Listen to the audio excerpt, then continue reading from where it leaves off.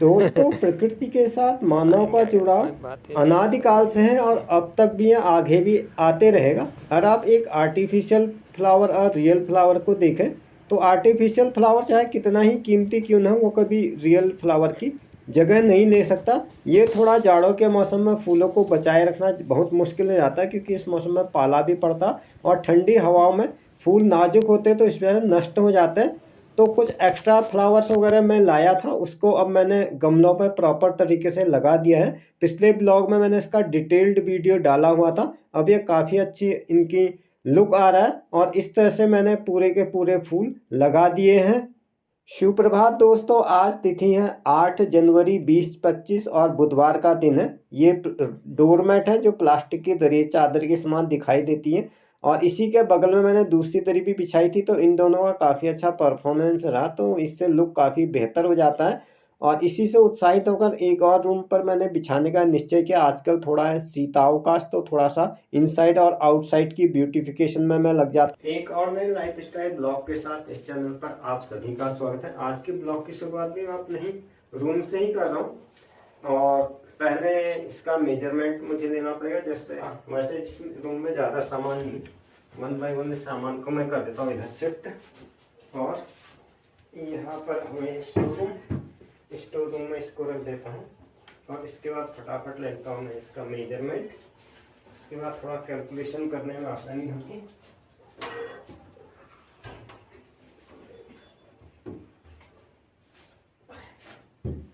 और ये मैंने कर लिया है साइड। मेन क्या होता है, इसमें लंबाई और चौड़ाई देखना पड़ता है। 1 फुट का होता है। 1 फुट हाइट लगभग इतनी होती है जितना हम लोग का हैंड होता है। ये लगभग एक फुट में ही आता है, मोटा मोटा आइडिया। तो इस तरह से मैं इसका ले लेता हूँ मेजरमेंट और यहाँ से मैं करता हूँ शुरू। 1 2 3 4 5 6 12 का पूरा नहीं है, 12 लगभग 11.5 मान के चलो लंबाई। चेयर को देता हूँ मैं हटा, तब जाके इसका मेजरमेंट हो जाएगा। इसको हटा दिया मैं। यहाँ से चौड़ाई का यहाँ से लेकर के यहाँ तक 2 3 4 8 में आ रखा मैंने।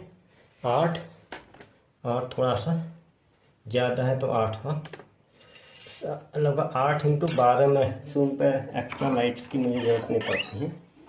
और ये मैंने खोल दिया दरवाज़ा। तो 8 × 12 के हिसाब से मैं इस तरह से मैट ले आया था। फिर ये थोड़ा नाप कर ही लाया हूँ। थोड़ा सा एरिया उतना ही है, बाकी लंबाई चौड़ा तो कटर से काट कर एडजस्ट हो जाता हूँ, कोई दिक्कत नहीं है। टेप वगैरह लगा सकते परफेक्ट। तो इसमें गौत से टर्न गौत के बाद फिर हम इसको दोबारा यूटिलाइज नहीं कर सकते। तो cello tape is more better than. और आप इसमें गम वगैरह लगाते हैं तो गम से परमानेंट फिक्स हो जाता है, उसमें आप जब मर्जी तब हटा भी सकते हैं। तो इस तरह से है ये इसका रूल। ये और इसी तरह से आता है। यहाँ पर आने में जो है इसका 200-300 रुपये इसमें एक्स्ट्रा ट्रांसपोर्टेशन वगैरह लग जाता है। ये पड़ा था लगभग मुझे 2160 ही कह रहा था, मैंने 2100 लगभग पे किया शायद।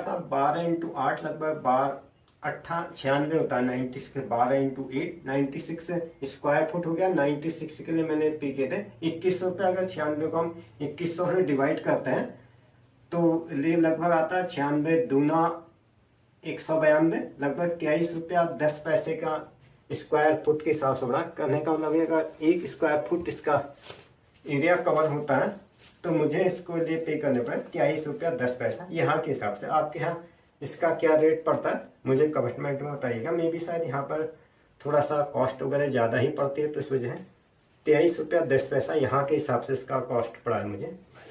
तो इस तरह से मैं इसको रोल आउट कर लेता हूँ। मेजरमेंट करना भी ज़रूरी होता है, उसके बाद सामान शिफ्टिंग की प्रक्रिया होती है ताकि सारा काम एक प्रॉपर तरीके से हो जाए विदाउट एनी डिस्टरबेंस।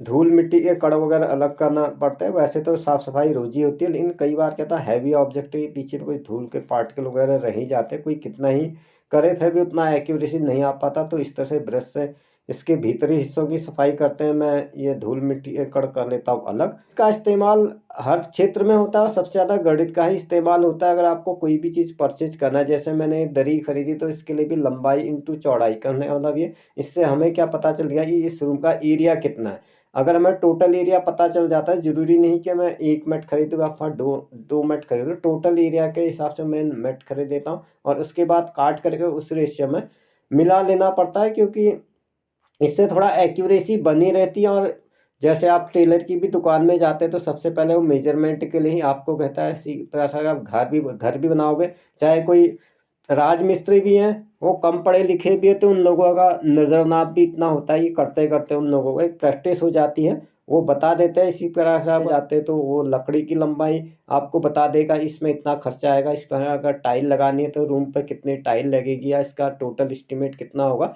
तो इन आर्किटेक्ट में तो मैथ्स का धड़ाधड़ इस्तेमाल होता है और उससे गणना करने में बहुत ही आसान हो जाता है। ये तो खैर बड़ा मेजरमेंट होता है, जैसे आपको दरी वगैरह बिछानी है आगे आने वाले, अगर आप विज्ञान वर्ग के छात्र है तो इसमें जो है बाल के भी आपको एरिया निकालना पड़ता है। कई बार वो उसका मेडिकल इंडस्ट्री में इस्तेमाल होता है कि उससे बॉडी में कितना होल किया जाए, कितनी चीज़ इंजेक्ट किया जाए, वो एक बहुत लंबा विषय है। खैर ये हमारे टॉपिक से बाहर भी है।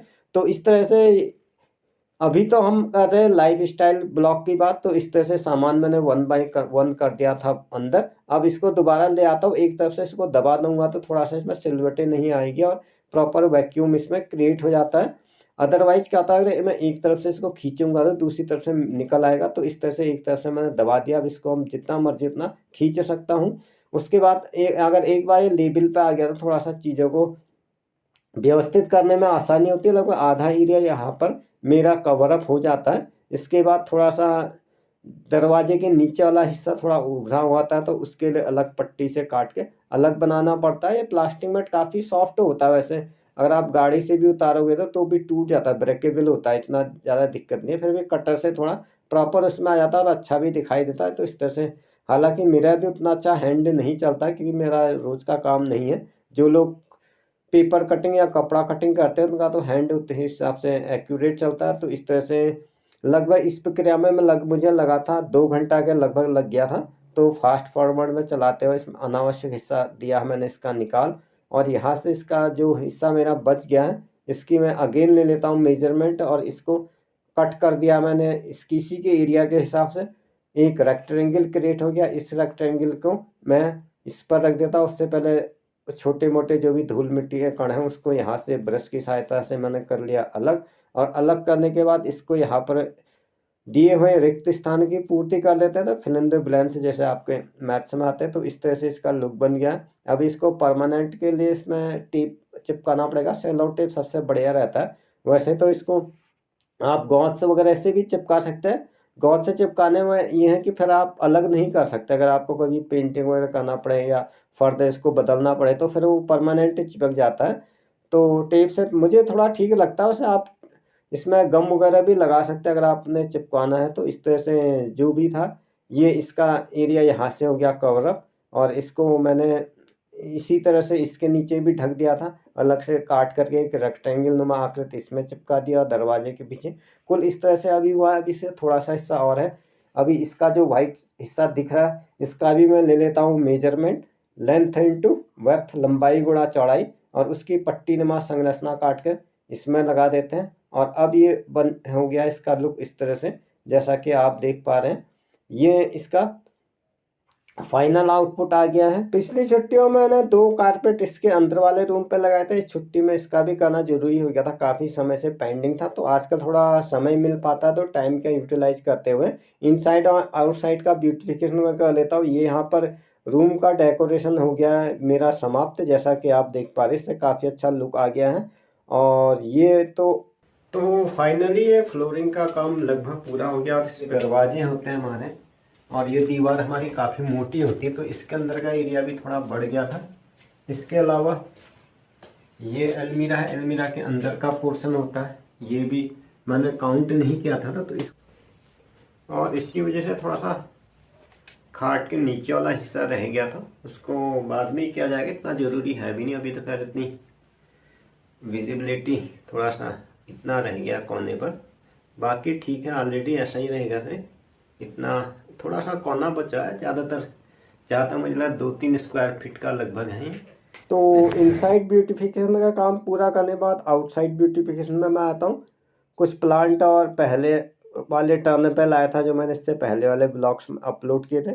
आज कुछ न्यू प्लांट वगैरह लाया हूँ, क्योंकि अब थोड़ा सा सर्दी की ऋतु आने लगी है, तो उसमें यार ठंड से ऐसा पौधे जिनके पर ठंड का प्रभाव ना पड़े, और इनको ले आया हूँ। और कुछ अलग से भी अलावा जिसको इनसाइड में रखूँगा मैं बरामदे में। तो ये प्लास्टिक की पन्नी में ही आते हैं, इसको गमले में ट्रांसपोर्टेशन करना पड़ेगा। तो इस तरीके से हर स्टेप तो क्या ही दिखाना है, फिर इसको फास्ट फॉरवर्ड में ही लेता हूँ, कोई ऐसा जरूरी है भी नहीं, इसको फटाफट लगा देता हूँ। और इसके बाद तो यहीं पर समाप्त करता हूँ फिर आज का episode. Thanks for स्टेटिंग in video में अंत तक बने रहने के लिए आप सभी का धन्यवाद। जय हिंद, वंदे मातरम।